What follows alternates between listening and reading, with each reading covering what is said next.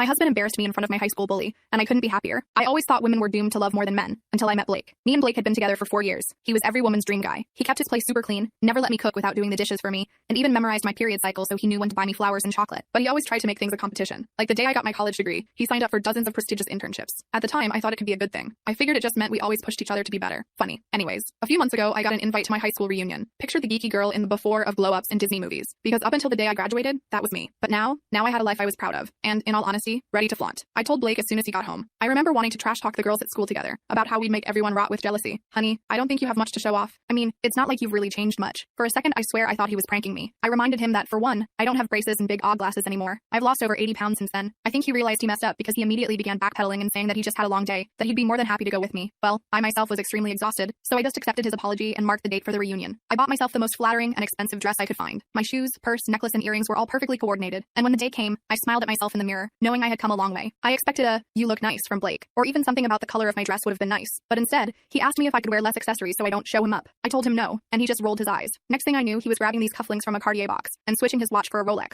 both of which I had never seen before. Then, he just left. Well, I figured he had just gone for a smoke, and I finished getting ready. For the first time ever, I understood what it means to feel like a princess, until I went outside, because Blake was nowhere to be found. I tried texting and calling him for 30 minutes straight, but there was no response. I don't even know what I was thinking at this point, but either way, I ended up ordering an Uber, because by then, I wasn't even worried about Blake. I was thinking about Cherry, my main bully, the girl who made up a song about me. If we got stuck on an island, no food in sight, we'd roast up Lily, we'd eat every bite. She's a pig so big it's almost a crime, feeding the school one snack at a time. The familiar rage I felt all throughout my teenage years boiled my blood, and I walked into that building filled with anger. But when I walked in, the first person I saw wasn't Cherry, it was Blake. I caught him halfway through a conversation about how well he was doing, and how much he's changed since high school. And even when he saw me, he kept the conversation with them going. He only stopped when the woman walked away. I immediately asked him what the F he was doing, that it was my high school reunion, not his. When I looked into his eyes for the first time, I saw more than just jealousy. It was hatred. Fear ran through my veins, and I reminded him that I loved him, that we were here to be together. He completely ignored what I said, and looked for someone else to talk to. That's when my body froze, because he had made direct eye contact with Cherry, who was practically running towards us. They started talking, and she twirled her hair, completely ignoring me. Then, after I stood there in complete disbelief and silence for 5 minutes,